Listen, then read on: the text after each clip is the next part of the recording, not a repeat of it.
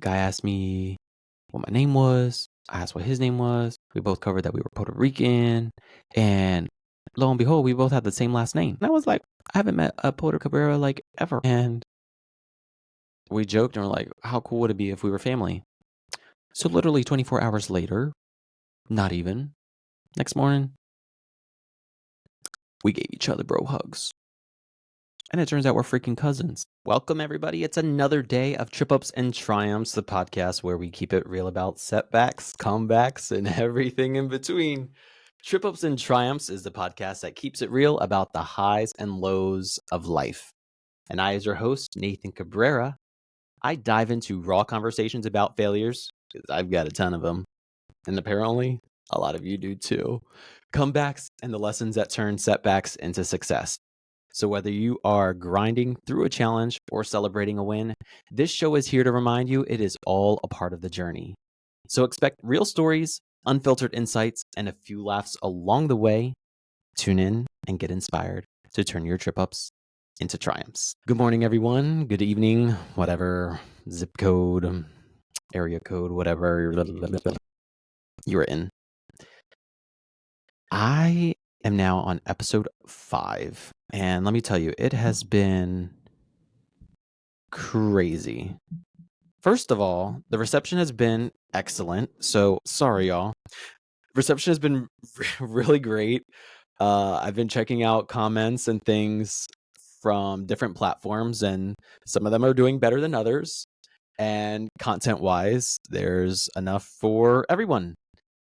And let me tell you, I've been doing a lot of interviews with people that you'll be seeing in the next couple weeks. So I'm super excited about that. I am going to tell you I did pre-record them because, yeah, I wanted to make, I'm a perfectionist. What did I tell you guys? Like episode 1 that, I got a problem and I have a lot more. But before we get into continuing a little bit more about what today's topic is, I wanted to address some things that have been going on thus far. I feel like it's been quite the roller coaster. I know leading up to the release of Trip Ups and Triumphs, it has been pretty chaotic in Nathan's world. No longer in a relationship, grieving loss and transition and change from where I used to call my house of worship. And yeah, that within itself was a lot. I also was going through a lot of things professionally in my career and also some business projects. And of course, this here, trying to get all the pieces together to release this. And here I am. So I just want to thank you all for just staying with me, watching, listening. It has been so much fun, and the ride is just beginning. So I hope you continue to stick it through with me. Each week, I'm talking to someone new. Someone's getting something out of this. Hearing about my trauma. If you're just joining, I encourage you to listen to the last 4 episodes that have been released thus far, because I get to take a deep dive into my personal life, so you get to better understand where I'm coming from as your host and get to grow together and hopefully relate to each other in all of our mess. So at this point, you've been able to hear about the craziness that was my childhood. Father was arrested. Didn't get into that stuff deep, but that's because I have plans moving forward to address that some more, specifically as it pertains to domestic violence and not having a father, and just the value of a father. So stay tuned for that. And of course, you got to hear about my sexual trauma, and hopefully the show is not too back and forth for you as far as like ups and downs, because I definitely feel like it's a lot of that. Sorry, my Wi-Fi is like dookie, and these headphones can literally hear everything and anything in this house, so I can literally hear what's going on the first floor. It's crazy. But yeah, you got to hear about a lot of the trauma I endured as a child. specifically as it pertains to me and my sexual abuse. I didn't realize how it would be reactivating some feelings, especially it's like I'm processing them for the very first time or reopening some old wounds. I might have mentioned that with my abusers that they're all facing the consequences for their actions, prison, diseases, the whole 9 yards, legal matters, the officer. Yeah, that's a lot. Then, of course, the eventual execution of my mother. And what has happened in the last week is very strange and also very traumatic. And on top of that, in the world, there's been quite some tragedies that have gotten worldwide coverage. September 10th, 2007 was when my mom was murdered.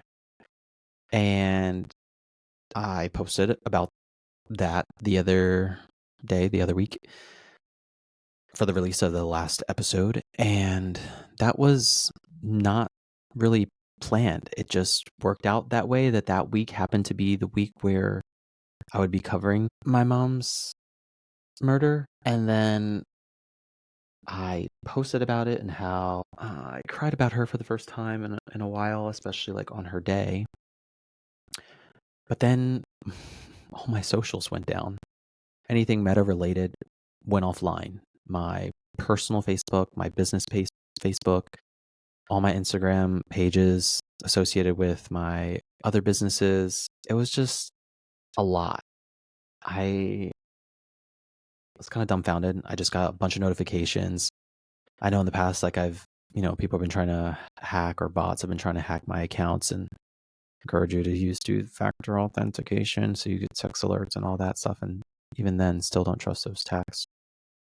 But yeah, I've felt really disconnected. And then before I get into everything else that this episode will have to cover, which is, I'd like to, abandonment, rejection, and the aftermath of my mom's death and what that meant for me and my family. But I feel like I have to cover some things. I promised myself that I would not be political, and I'm going to continue on that. However, what we've seen, experienced, and watched in the last week is too much to ignore. And I'm not going back on my word, but this is more about humanity. And I've just seen the ugliest that humanity has had to offer in the last week. And I know people have varying opinions. And I tread things very lightly because the last thing I want to do is ever be offensive. But like all of us, we all have an opinion and we all believe that we're right. But sometimes it's not about being right. Sometimes it's just about doing and behaving in a way that's best and less selfish and more respectful and more loving. And unfortunately, it looks like a lot of other people's word of love has been misconstrued because a lot of what I've seen has not been with the best interest in mind. A lot of it has been really sarcastic, cocky, bold, and unabashed in a way that's disgusting. Makes me question people's mental health, make me question trust and how many of us are floating around and engaging with each other all the time. Look, we don't all have to agree with one another, but we can still provide decency and respect to people that have lost their lives. So I'll just cut to the chase. Last week was very heavy. I felt spiritually drained and emotionally drained, and the week was just ugly. And I was already going through some things personally, as I just admitted. And I even mentioned the woman on the train that has like widespread news, someone that was trying to come here for a better life. 23 years old, lost her life with someone who shouldn't have been on the streets and should have gotten help. And the world should have been protected. That girl should have been protected, that woman. And I watched her in a pool of her own blood laying there on the floor of that train way too long before someone did something. And by then it was too late. And then on the anniversary of my mom's passing, Charlie Kirk was shot and killed live. And I did my best to avoid seeing it. I heard and, the news, and everything was just going so quickly. And then, scrolling wasn't hard. Autoplay video and bam, like you saw the incident, and holy crap, that was awful. I'm not gonna lie, I teared up. I just started thinking about how thankful that my mom passed pre everyone having access, because had this incident with my mom happened in today's world, man, they would have had her for lunch. I'm sure people would have victim blamed. I'm sure they would have said, oh, all these conspiracy theories and that she deserved it, or made AI videos. Like, who knows? And then seeing that take his life with what I think was an instant, it was just a lot. So I'm glad my social media was taken down for the next couple days. I at least got my Instagram back, guys. So my numbers might be affected, this go around, considering I don't have access to anything right now but like my Instagram and my Twitter, which, by the way, my Twitter has quite a following. My personal Twitter has John Cena following it and like other random people, which is really cool. And then my Trip Ups and Triumphs podcast Twitter, or X, whatever you call it, it's at Trip Ups Podcast. The other social media is also at Trip Ups Podcasts, like Instagram and Facebook. The Facebook one is up, but I can't post on it. If it's posting, it's auto posting. And my Instagram is still down, so hopefully it'll be back up soon by the time you watch this or watch it later. But yeah, I have like a lot of governors and people following. It's pretty cool. But on that note, I am going to just put that in a baggie and just put it away for right now. Just like my therapist says, like, we're going to deal with that situation later. Because I can't. A couple things here. Who of you can relate to abandonment? Abandonment. Yeah. I be feeling abandoned. This is why I can't make friends, y'all. Well, I can make them. I just don't want to keep them, because if I keep them, they might disappear. They might die. They might go away. I might have to chase them. Maybe they won't be as good as a friend as me. But y'all, we cannot live like that. What's your advice for those dealing with abandonment? What I will say is, before you can deal with abandonment, I firmly believe the best way to deal with abandonment is acknowledging it and then also finding the root cause of it. Right? So I wrote, allowing yourself to feel the grief, anger, or confusion instead of bottling it up. So sometimes you just got to be aware that, you know what? I deal with this. Coming to terms with it, not denying it, not putting it down, brushing it under the rug. For some people, it's journaling. For some people, it's crying. Or talking it out with a trusted friend that can help release the weight. I will say this. In the last month, I've felt extremely abandoned and rejected. And my situations have brought out those insecurities again in ways that I don't like to feel, because I like being happy all the time. I want to smile. I want to crack jokes. I want to have fun. I want to experience.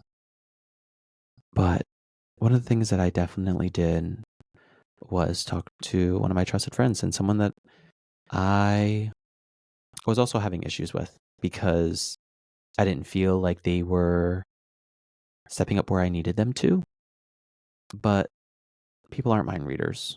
So I addressed it with him, and that was the best thing that I could do to feel heard and also see if they were going to follow through. Because the worst thing you can do is just feel abandoned and then abandon yourself and reject yourself and not even give the other people a chance for opportunity. But I know where my abandonment issues come from. They come from my parents. My mom was emotionally unavailable, and my father was not physically present. Lord have mercy. And I also do that negative self-talk, which I don't encourage. Say something nice to yourself. I think someone challenged me the other day to say 3 nice things about yourself. Have you tried that? Have you tried that? And also knowing your worth, that, you know, some people might be dealing with their own things. And it doesn't mean that you're less valuable or that they don't care, and also you come through, you feel like that person that, oh, I always come through for them, they don't come through for me. Well, maybe they're just not at your level yet, or you need to coach them and support them to be what you need for them to be for you. So I encourage you to challenge that unworthy narrative, saying something nice about yourself, and then building that support network. So whether that's friends or groups, a community, I know I've been involved with like different social groups. I've been involved with like men's prayer groups. If that's not your thing, maybe it's men's social groups or sporting events, something like that, where you can establish community. There's people all around you that are feeling lonely. You're not the only one. You know, social media is a highlight reel of everybody's life. So go somewhere where you're safe. Even if you feel like, oh, I don't trust people, or they're going to abuse me or break my trust. We can't go on with life thinking like that everywhere we go. Eventually you'll cross someone that is not like that. I want you to also consider like being more kind to yourself, taking that self-care, that, and again, I'm speaking to myself here. Preaching to myself about hobbies, exercise, maybe it's meditation, prayer, something also to fill that gap, that hole. Anytime I start feeling abandoned, I start thinking about like, why am I feeling this way, right? Like, it's really hard for me to sit with myself a lot of times. That's when I start to feel abandoned and start thinking about things. And I'm like, whoa, what is going on? So I might go for a walk. I might, a lot of us doom scroll, right? We get that extra charge of dopamine, but I challenge you to try this something else that's going to take your mind off that abandonment.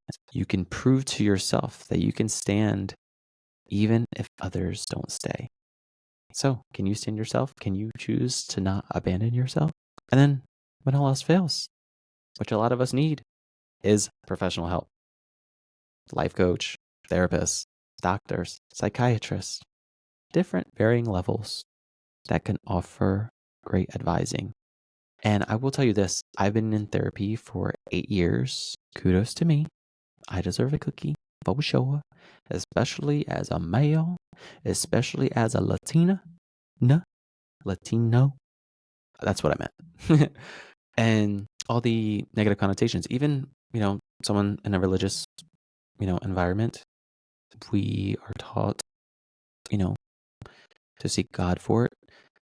And I do believe I can receive everything that I need, but sometimes we need an audible voice and connection and reaction to the situations that we're currently facing that can help us tweak our way of thinking that we're not open to when observing it from another perspective, someone that can see it on the outside, that is trained and a professional. I recently started doing this EMDR with my therapist, which is something really unique. It's like eye movement, rapid movement type stuff, and clicking and machine tied to my fingers and all that. And it's been quite the experience. I actually haven't done enough of it yet, so I'm eager to get back into it, but it's supposed to help you understand the connectors to all the traits and feelings that you are currently experiencing, which stems from your past, which is astounding how things are so connected. The way you react, the way you respond, the way you treat your kids, how you work, how you make a routine or don't make a routine, how you clean, all these things. So it's like, wow, like this is crazy. And then the bonus is what I tell people is to forgive when you're ready. Not for the other person. If someone abandoned you specifically and that just sticks with you, but it's for you. By not forgiving someone, you're carrying the weight of resentment, and it only keeps that wound open. For years, I felt extremely abandoned, left alone with my thoughts, my addictions that I turned to. I played a lot of video games, which is therapy within itself. But all I could do to avoid the pain and dealing with myself, that was the hard part. After my mom was murdered, there was a lot of discord. My family was heavily emotional, not quite looking at the direction of the children and what was best for them and what was needed. I still, at that point, did not get any therapy or counseling, which is flabbergasting. Though I was 15 and 16, starting to make my own decisions, I ended up also running away. I had a lot of emotional meltdowns. I slept in my classes for periods at a time and just woke up and be like, where am I? So thank you again, teachers. I know some of my former teachers are watching, and thank you so much. I loved my teachers. I was definitely a teacher's pet. And now I know why. But yeah, just I applaud them for their patience. And gosh, today being a teacher, I cannot imagine when there's more, not only dysfunction, but just kids acting out in response to what their upbringing is like. It's got to be hard. But I ran away from home after living with my father for a short amount of time. I bounced from place to place, from home to home.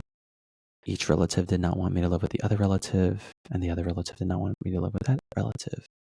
And there was still a time period where the police were unsure if the hitmen would be returning or coming for more victims, and so forth and so forth. So we had to be in hiding for a while. I went to go live with my grandmother for a bit, which, by the way, my grandmother was living in North Carolina at the time. My mom ended up being buried in North Carolina, and I've yet to see her body.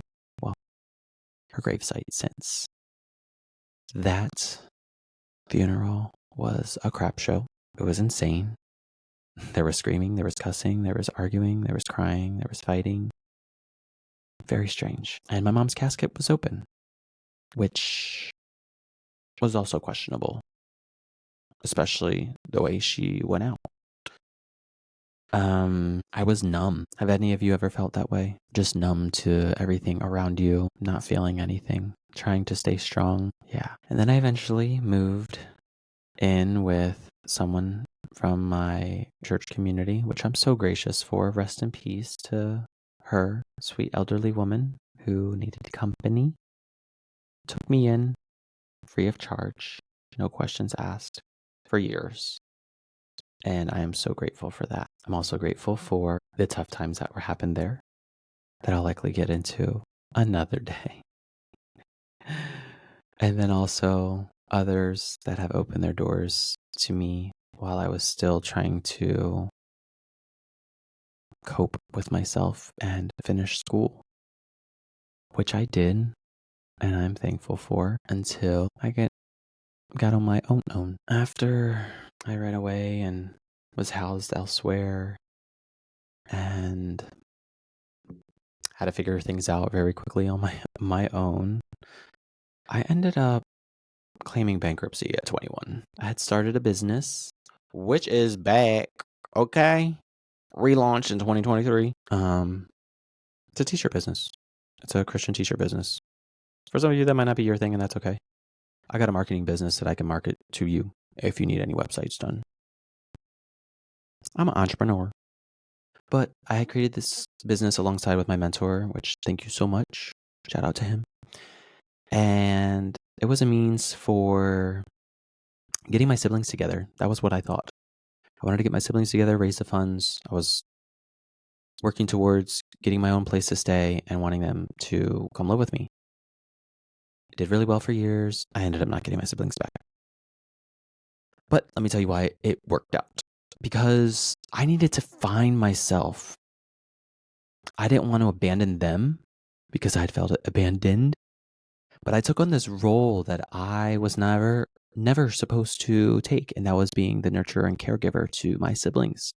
I fed them, I clothed them, did all the responsibilities of what, you know, it seems like a lot of older siblings do, but to an extended amount in duties and time and commitment. And that's why me and my mom fought so much in the later years, because I just wanted to be a kid, but I also wanted to deal with my own emotions. But yet I was dealing with kids and crying and screaming at them because they wouldn't go to bed, all these things that kept me from being a kid. And I just wanted to continue on that role because that's all I knew. All I knew was how to serve others, good and bad. And I thought that that's what I needed to do in that time frame. And even then I was thinking about others. But I'm glad it did not pan out that way, even though sometimes I wish, I could have instilled some of my ways. But they're all their own people making it in their own way. And I'm glad that I got to figure out myself some. Because let me tell y'all, it was like I was being a kid again in my 20s. But like I always say, we're going to get to that another day. I just wanted to encourage you guys today. This is a shorter episode. I wanted to cover all the trash that's been going on. I wanted to cover my feelings, an update about myself. I'm okay. I'm okay. But I hope that you're okay too. And I hope that this week has not made you angrier at the world in a sense that there's no return. Be the light out there. Shed some positivity. Do something nice. Do something less selfish. Be kind to yourself. Deal with those emotions. Deal with that abandonment. You are not alone. There is someone out there. I've had messages from a lot of you that have felt extremely disconnected. And I promise you, I am in these stages of building some outlets, especially for you all in Baltimore, where you can connect with each other online and in person, because it's crazy out there. It's crazy. But all hope is not lost. I challenge you this week to do this. Talk to at least one person. I always shoot for 3. Each day you leave your house and say something nice to them. It could be something physically about them, internally about them, someone you know, or a stranger, preferably someone you don't know, but make it genuine. I make it a point, like when I'm in the drive-thru, to say, have a great day. Even when they are grumpy in that drive-thru and they've been dealing with all y'all messy badookie behinds. Yeah. I compliment their hair, compliment their nails, compliment their smile. Tell them to have a great day. And I mean it. I don't lie. I don't like lying. Let me tell you about this lie I did the other day. Y'all, I am so tired of all the spam calls. I did something really bad. I hate them spam calls about my property, trying to sell me something that I don't need, trying to get rid of my debt. Leave me and my debt alone, please. I got something for that too. I'm going to tell y'all more about this bankruptcy in another episode. But someone put me down as a reference, y'all. Y'all got to remind me when y'all do that, please.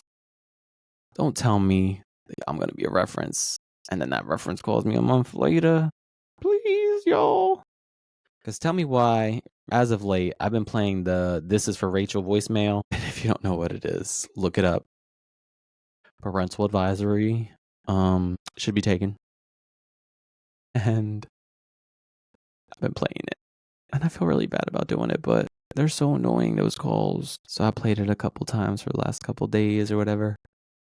Oh, she's take wheel. Excuse me. And I did it for the reference. They said my name, but they all say my name. The spam calls. Hey, is this Nathan? When they say Nathan, then I definitely know it's a spam call because I've been called that before. It was pretty embarrassing.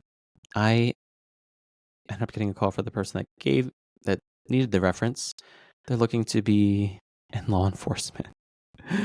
And the person that called them was in law enforcement. And they were like, "Hey, I thought we got disconnected. We were on the phone." And then there was a lady cussing and screaming in the background and then hung up. And I was like, "Really?" Yeah. Embarrassing. Embarrassing. So I highly don't recommend doing that. Find an alternative way to deal with those spam calls. Yeah. Anyhow, y'all, it's been real. I hope that y'all are excited for the next couple episodes of Trip Ups and Triumphs. Again, this one was a little bit off, but y'all know I like to give some motivation. So if you need a rewind and want to know what the heck just happened here, we covered Abandonment, okay? I'm sticking with it. I love y'all. And the next couple episodes, I'm so excited because I have amazing freaking guests that I've been telling y'all about. My room, y'all, this room is about to get turned up and around, and I can't wait to show you. We are upgrading our studio office. I've already upgraded the camera, so hopefully you can see me much clearer. 4K, please. And yeah, we're gonna have more freaking good shows, baby. Oh my gosh, I gotta tell you one more thing. You wanna know how crazy my life is? How could I forget? But you know what it is? I don't like giving y'all all the juicy and one time. But I gotta tell you this crazy thing. So in this week, that was crazy. With all that stuff that's been going on and so on and so on. I went away on business for an event where I was vending and there was thousands of people there, okay? Like 30 plus thousand people. Concerts and people and fun. And me selling shirts at my booth. And y'all know I love to engage people. I love talking to people. Can y'all tell? And these 5 young men came up into my booth, coming in like they was the Latino Backstreet Boys. They were stylish, young, cool. And I was like, "Are y'all in a band? Are y'all one of the bands?" And they laughed. They were like, "Nah, man. People have been saying that. I wonder why." I was like, "Well, y'all are like coordinating. Y'all look cohesive. But that's dope. That's cool. Where are you guys from?" They said Connecticut. I was like, "Cool. I'm coming from Baltimore." We were all in PA, by the way. And it was crazy because every time I meet other Latinos, it's kind of like, boom, boom, boom. You know, you like beat your chest and you're like, give them deuces. And you're like, "Yeah, you one of me. I'm one of you." Ooh. And yeah, we covered that we were Latino. And the guy asked me what my name was. I asked what his name was. We both covered that we were Puerto Rican. And lo and behold, we both had the same last name. And I was like, "What? I haven't met a Puerto Rican Cabrera like ever." And we joked and were like, "How cool would it be if we were family?" So literally 24 hours later, not even, next morning, we gave each other bro hugs. And it turns out we're freaking cousins. I'm his mother's second cousin. And so I have new family, y'all. This is crazy. Psh, we just rebuilding stuff. I gotta tell y'all some things. I gotta tell y'all that life is so freaking incredibly amazing. And I'm here for the ride. So I'm going to be planning a trip to Connecticut to see my new family that I have literally just met. We put something on the calendar. In a couple weeks, I'm visiting them for the very first time and I'm super excited. Yeah, we're freaking related. I'm rebuilding things with my father during this time. I got him booked for an interview in a future episode because I'm going to hit him with the hard questions. So if y'all got any questions for my father, ask away. Let me know in the comments. And if y'all haven't watched that documentary preview video, I'm going to need you to do that too. Because I'm going to need y'all's support and how and what direction this goes to. I want to cover as many people and territory as possible. I want to amplify your message that you have to share because it's worth hearing.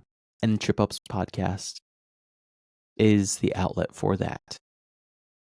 That's what I believe. But anyhow, I want you guys to have a great day. Hopefully you made it to your destination. And if you haven't watched the previous videos or listened to the past episodes, you need to do that right now. And if you're going to be in the office, listen to it there. And stay tuned for episode 6 coming next Wednesday. Bye.